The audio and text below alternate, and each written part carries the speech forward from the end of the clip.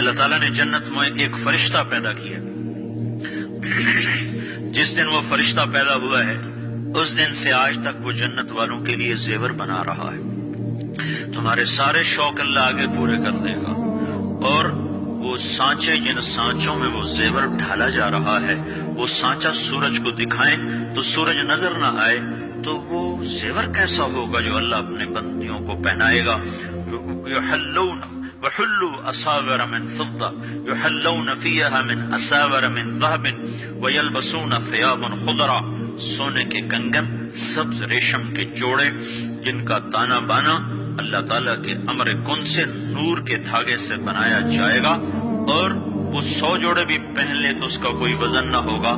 یہاں ایک ویسٹ کوٹ ہی پہن لو تو اس کا بھی وزن محسوس ہوتا ہے، وہاں 100 جوڑے بھی پہنو گے تو اس کا وزن کوئی نہ ہوگا. ہر جوڑے کا رنگ روپ دوسرے سے جدا ہوگا. اب لو زندگی کا مزہ. موت مر گئی سدا زندہ رہو، بڑھاپے چلے گئے سدا جوان رہو، بیماریاں چلی گئیں سدا صحت مند رہو، فقر غربت چلی گئی سدا مالدار رہو. اور کھانے کی لذتیں اٹھاؤ، پخانا ختم کر دیا گیا. پینے کی لذت اٹھاؤ، پیشاب ختم کر دیا گیا. جتنا کھا لے پخانا نہیں، جتنا پی لے پیشاب نہیں. اور پینے کے 3 محفلیں میرے اللہ نے لگائی ہیں. ان الابرار یشربون من کاس کان مزاجها کافورا. ایک جنت کا درجہ ہے جہاں جنتی مرد عورت خود جنت کی شراب سرائیوں سے انڈیل کر گلاس میں ڈال ڈال کے پیئیں گے. ایک اس سے اوپر کلاس ہے جو اعلیٰ درجے کے لوگ ہیں. یسقون فیہا کأسا کان مزاجها زنجبیلا. جہاں وہ بیٹھے ہوئے ہوں گے، میاں بیوی، بھائی بہن، مرد عورت، دوست سہیلیاں، اور ان کے لیے خدام آئیں گے اور ان کو ڈال ڈال کے پیش کریں گے اور ان کے لیے تشتریوں میں دھر کے ان کو آگے دیا جائے گا. ان کو پیش کرنے والے غلام ہوں گے. ایک درجہ سب سے اعلیٰ ہے جو VVIP لوگ جن کو کہا جاتا ہے دنیا کے، آخرت کے VVIP لوگ انتہائی اسپیشل، جنت الفردوس کے خاص مرد عورت، جہاں سقاہم ربہم شرابا طہورا، جہاں اللہ خود اپنے ہاتھوں سے جام بھر کے پلائے گا.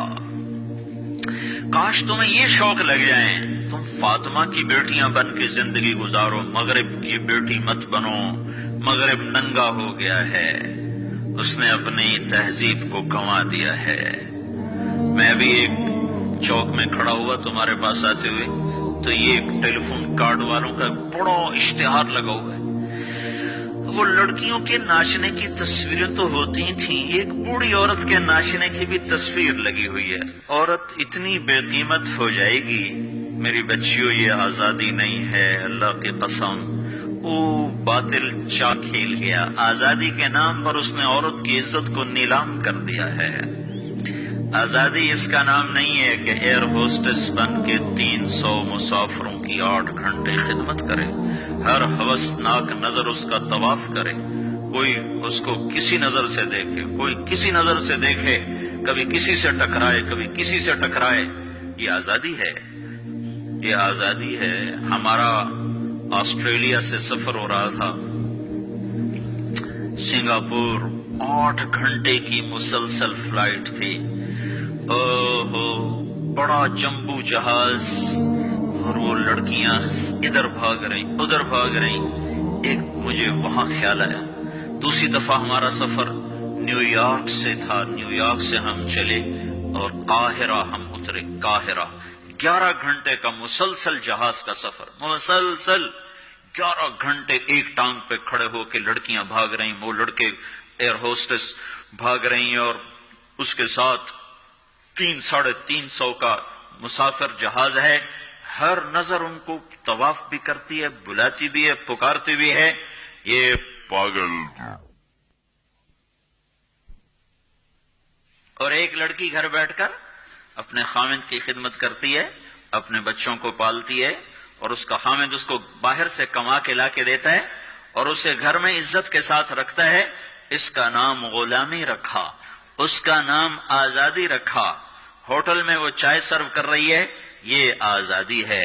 اور وہ کاؤنٹر پہ جنرل سٹور پر 8 گھنٹے کھڑے ہو کر وہ سارا دن تھکن سے چور ہو جاتی ہے، پھر اس نے گھر جا کے کھانا خود تیار کرنا ہے۔ وہ گھر میں اس کا خامند کوئی نہیں بیٹھا، وہ بوائے فرینڈ ہے، وہ آج اس کے ساتھ ہے، کل کسی اور کے ساتھ ہوگا۔ ایک ڈرامہ رائٹر تھے اشفاق احمد خان رحمت اللہ علیہ، میری ان سے اچھی دوستی تھی۔ تو جب ایک دفعہ ہماری ان سے ملاقات ہوئی، جنید جمشید نے ان دنوں تازہ تازہ گانا چھوڑا تھا، توبہ کی تھی، تو وہ ابرار مجھے ملنے کے لیے، ابرار جو آج کل گانے گاتے وہ مجھے ملنے کے لیے آئے۔ تو ہم ایک گھر میں تھے، تو وہ اشفاق صاحب کہنے لگے کہ میں اس تبلیغ کے کام سے متاثر ہوا انگلینڈ میں، کہ ہم ایک پارک میں بیٹھے تھے، ایک جماعت آئی تبلیغ والوں کی، انہوں نے آ کے مغرب کی اذان دی، نماز شروع کر دی۔ 15-16 لڑکیاں وہاں کھڑی تھی۔ ایک نماز ختم ہوئی تو لڑکیاں آگے بڑھی، تو میں نے اپنی بیوی سے کہا چلو ہم بھی چل کے سنیں یہ کیا کہتے ہیں۔ تو جب وہ پہنچے ہم وہاں، تو وہ لڑکی نماز پڑھانے والے سے کہہ رہی تھی آپ انگلش جانتے ہیں؟ اس نے کہا جانتا ہوں۔ کہا آپ نے کیا کیا ہے؟ کہا ہم نے عبادت کی ہے۔ اس لڑکی نے کہا آج تو اتوار نہیں۔ انہوں نے کہا ہم دن میں 5 دفعہ پڑھتے ہیں۔ 5 دفعہ، مجھے نہیں پتا ان بچیوں میں کتنی ہیں جو 5 دفعہ نماز پڑھتی ہیں، شاید کم ہی ہوں گی۔ اللہ کرے تم سب کو یہ دولت نصیب ہو جائے۔ یاد رکھنا، سجدوں میں سر رکھے بغیر نہ کبھی کسی نے اللہ کو پایا نہ پا سکتا ہے، اور سجدوں میں آنسو بہائے بغیر نہ کبھی کسی نے دل کی دولت کو سمیٹا ہے نہ کوئی سمیٹ سکتا ہے۔ یہ دل کا چین و سکون میرے اللہ کی قسم پیشانی کو زمین پر رگڑنے میں ہے، اور اس پیشانی پر آنسو بہانے میں ہے۔ باتوں سے بات نکل آتی ہے۔ جنید جمشید 1997 میں سب سے پہلے مجھے ملا، مجھ سے کہنے لگا مولوی صاحب، ایک پاکستانی جس گلیمر کو خوابوں میں دیکھتا ہے، جس زندگی کا خواب دیکھتا ہے، وہ زندگی مجھے حاصل ہے۔ میرے پاس دولت بھی ہے، عزت بھی ہے، شہرت بھی ہے، چاروں طرف میری زندگی رقص کرتی ہے، لیکن اس کے باوجود میرے اندر اندھیرا ہے، خلا ہے۔ میں اس کے الفاظ بڑے خوبصورت، کہنے لگا میں وہ کشتی ہوں جس کا کوئی ساحل نہیں۔ اللہ اکبر۔ یہ کیا وجہ ہے؟ مجھ سے کہنے لگا یہ کیا وجہ ہے، ایسا کیوں ہے؟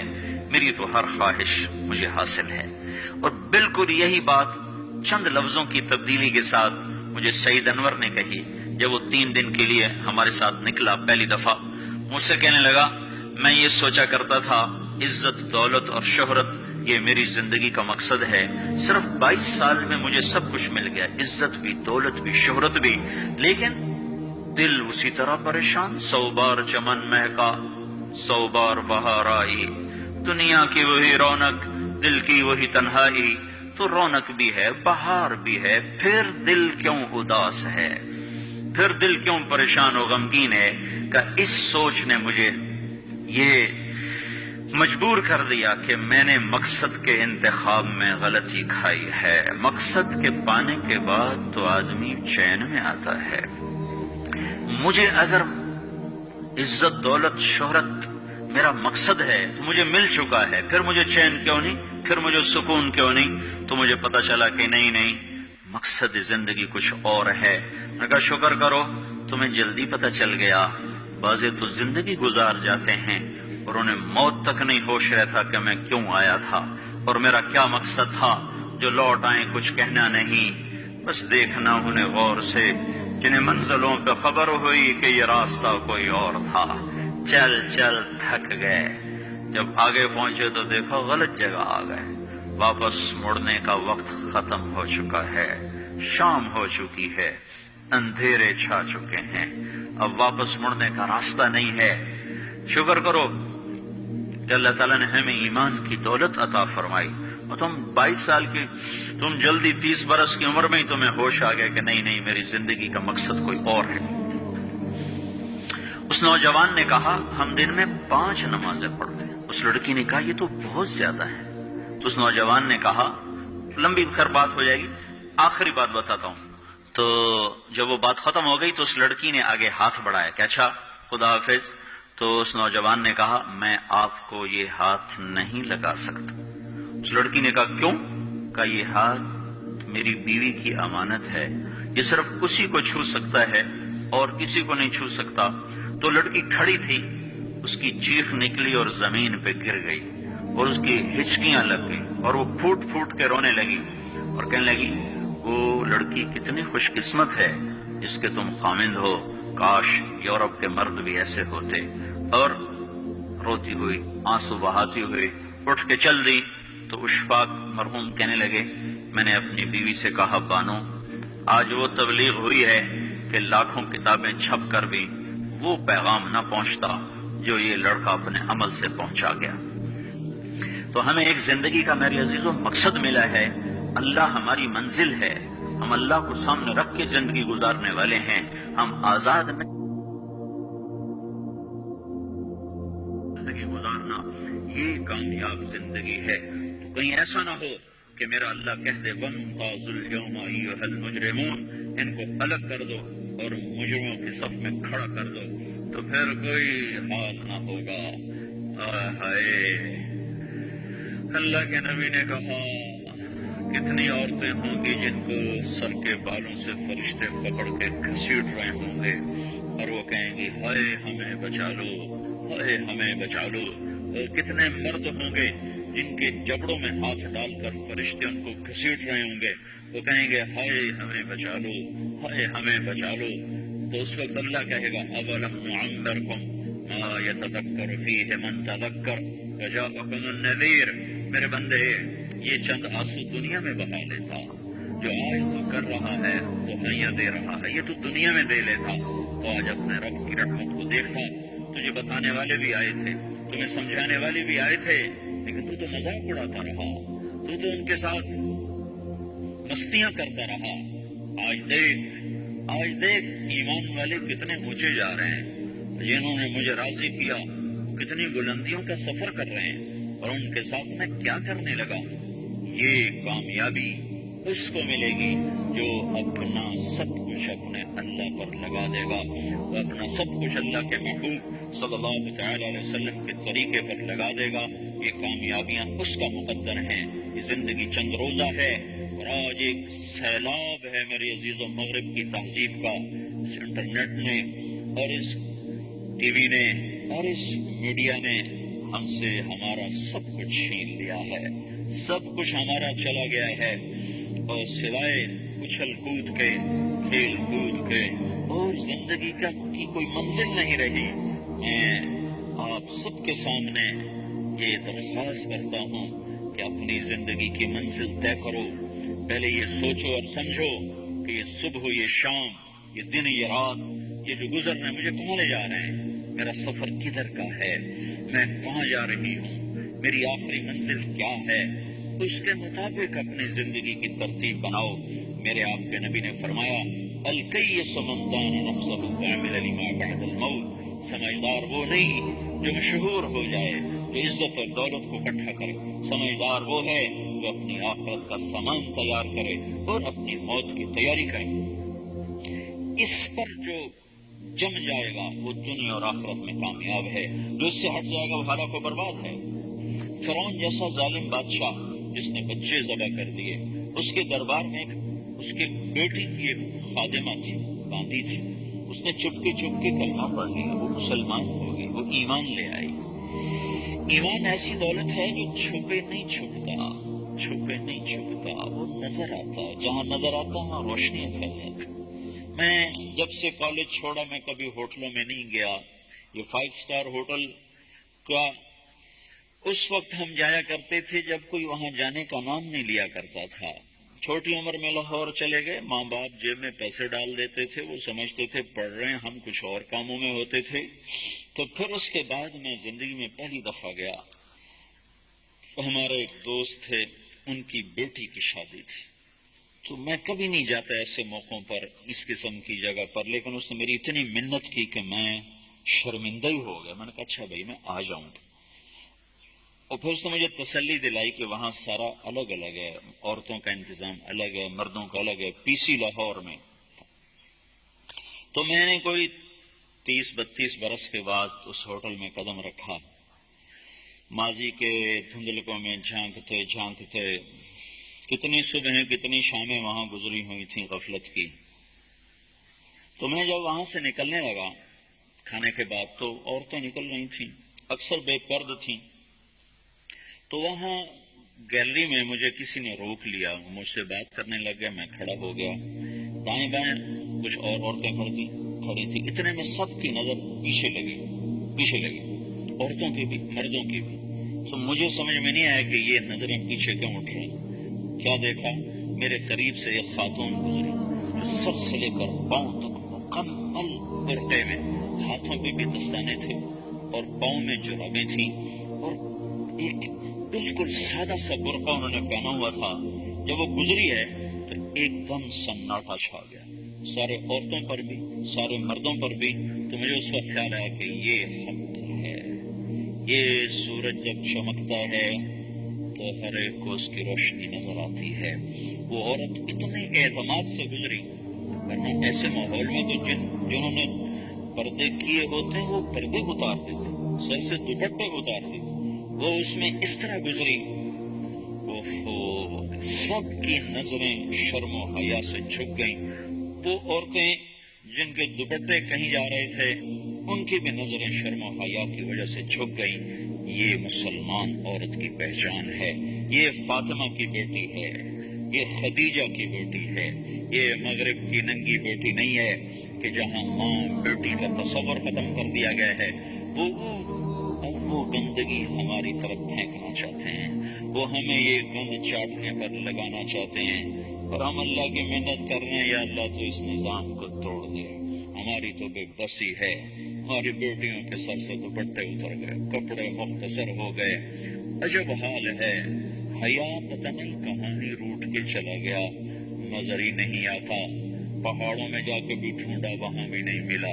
صحراؤں میں گئے، دریاؤں میں گئے، کہیں نہیں ملا.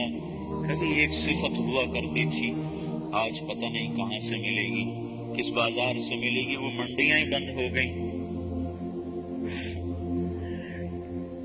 جس قوم کی بچیاں ناچ گانے کو اپنا شعار اور شوق بنا لیں، ان کی نسل سے اب خالد بن ولید نہیں پیدا ہو سکتے، ناچنے والے ہی پیدا ہوں گے. محمد بن قاسم نہیں پیدا ہو سکتے، طارق بن زیاد نہیں پیدا ہو سکتے. یہ جلسے جلوس نکل رہے ہیں نا توہین رسالت پر، تو مجھے اس پر اور رونا آ رہا ہے کہ یہ دیوانے کیا کر رہے ہیں. اپنی دکانیں جلا رہے ہیں، اپنے ہی گھر جلا رہے ہیں، غریب لوگوں کے موٹر سائیکل جلا رہے ہیں. مجھے صلاح الدین یاد آیا، میں بہت رویا. وہ بھی کسی ماں کا جنا ہی ہوا تھا. اس کے زمانے میں کرک، ایک ہمارے پاکستان میں کرک ہے، ایک اردن میں کرک ہے. اونچی پہاڑی پر وہ شہر اور بڑا دشوار قلعہ ہے. اس پر ایک حکمران تھا، عیسیٰ السلام تھا، ریچنالڈ. تو کرک کے قریب سے قافلے گزرتے تھے حج کے. تو اس نے ایک دفعہ حاجیوں کے قافلے پہ حملہ کیا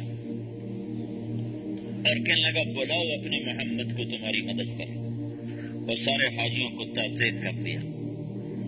اور دوسری دفعہ اس نے بحری بیڑا تیار کیا اور مدینے پر حملہ کرنے کے لیے وہ بندرگاہ تک پہنچا یمبو کی، لیکن موسمی حالات سازگار نہ تھے تو واپس ہو گیا. تو حطین کی لڑائی ہوئی ہے فلسطین میں، جس میں سارا یورپ اپنی طاقت کے ساتھ میدان میں اترا تھا، اور ادھر تنہا صلاح الدین ایوبی رحمۃ اللہ علیہ اکیلا اس لشکر سے ٹکرایا تھا. اور انہیں اس میں ساری رومن امپائر کو شکست ہوئی تھی. تو بڑے بڑے بادشاہ اس میں گرفتار ہوئے. تو اس میں ریجنالڈ بھی گرفتار ہو کے آیا. تو وہ 12 بادشاہ تھے ریاستوں کے جو سامنے اس کے پیش کیے گئے. تو پیاس کی شدت سے سب کا برا حال تھا. تو صلاح الدین نے سب کو پانی پیش کیا، ریجنالڈ کو نہیں پیش کیا. تو یروشلم کا جو بادشاہ تھا ہمفرے، اس نے اپنا پانی بچا کے اس کو دیا. تو صلاح الدین نے کہا یہ پانی تو دے رہا ہے، میں نہیں دے رہا ہوں. اسلام میں یہ ہے جب کسی کو پانی پلا دو تو اس پہ تم ہاتھ نہیں اٹھا سکتے، یہ امن کی نشانی ہے. تو صلاح الدین نے فوراً اسے کہا یہ پانی تو نے دیا، میں نے نہیں دیا. تو پھر انہوں نے ریجنالڈ کو اسلام کی دعوت دی کہ تو مسلمان ہو جا، میں تجھے دعوت دیتا ہوں. اس نے انکار کر دیا، میں نہیں ہوتا. تو انہوں نے کہا میں نے تیرے قتل کی 2 دفعہ قسم کھائی تھی. ایک جب تو مدینے پہ حملہ آور ہوا تھا تو میں نے قسم کھائی تھی میں تجھے اپنے ہاتھوں سے قتل کروں گا، اور دوسری دفعہ جب تم نے حاجیوں پہ حملہ کر کے کہا تھا بلاؤ محمد کو، تو میں نے قسم کھائی تھی کہ مجھے اللہ نے موقع دیا تو میں اپنے ہاتھ سے تیری گردن اڑاؤں گا. آج محمد کا ادنا غلام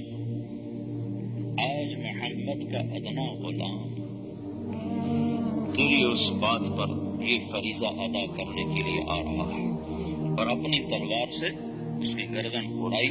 وہ پیچھے لٹک گئی، پوری نہیں اڑی، پیچھے لٹک گئی. خوفناک منظر بن گیا. تو سارے بادشاہوں پہ کپ کپی طاری ہو گئی. تو صلاح الدین فرمانے لگے ہمارے مذہب میں یہ نہیں ہے، بادشاہوں کے ساتھ ہم بادشاہوں جیسا ہی سلوک کرتے ہیں، پر یہ حدود سے آگے چلا گیا تھا. اب مجھے یہ قصہ بھولا ہوا تھا، مجھے انہی حادثوں میں انہی ہنگاموں میں وہ یاد آیا، تو بعد تنہائیوں میں بیٹھ کے بے بسی کے آنسو بہہ جاتے ہیں، اور اس کے سوا کوئی چارہ نہیں ہے. ہماری ساری نسل موسیقی میں ڈوب چکی ہے. جو بدن سرتال پہ تھرکتے ہوں، جو بدن موسیقی کے اوپر ہلتے ہوں، رقص میں آتے ہوں، ان پہ کانٹے ہی اگیں گے، ان پہ صلاح الدین کا پھول نہیں اگ سکتا، ان پہ محمد بن قاسم کے پھول نہیں اگ سکتے. پانچ ہو گئی ہے ہماری نسل. یہ یورپ کا سحر جو چل گیا ہے، ہماری بے بسی ہے، ہماری بے بسی ہے.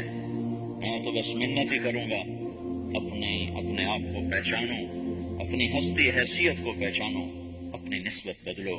تمہاری نسبت یورپ کے ساتھ ہو کے اگر موت آئی تو قیمت ہو جائیں گے.